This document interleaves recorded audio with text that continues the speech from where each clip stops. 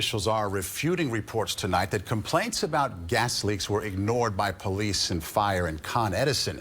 This as Mayor de Blasio is vowing a full investigation into what caused the massive explosion. Here's CBS 2 political reporter Marcia Kramer.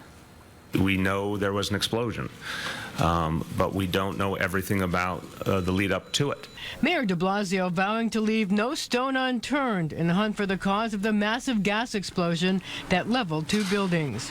Every energy is going to be expended. This, as sources tell CBS 2, there are two key questions: what caused the gas pipe to burst and what caused the actual ignition. A spark from the water heater or furnace in the basement, someone turning on a light switch or a flashlight, even someone smoking, sources say. And we obviously want to learn as much as we can learn. Officials are also probing statements from local residents that repeated complaints of gas leaks were ignored. So far, however, there is no indication of any early warning that could have prevented the disaster. We preliminarily reviewed our calls, 311 and 911, back to 2010.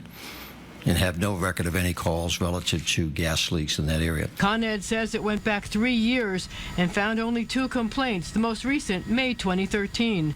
But more importantly, Con Ed leak inspection vehicles were on the block less than 2 weeks ago and detected nothing. On February 28th, we know there was no leak on that block. Con Ed President John McAvoy pointed out that Con Ed responds to gas leak complaints all the time.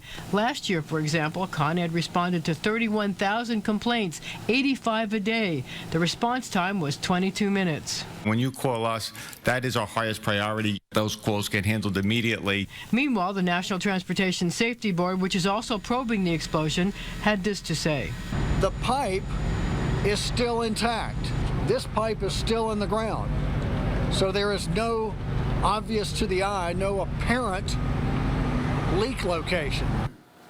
Well, a recent report by the Center for an Urban Future raised questions about the age of some of Con Ed's gas mains, an average of 53 years old. Con Ed says it has stepped up its replacement program, now planning to change about 65 miles of gas mains a year, double what has been done in the past.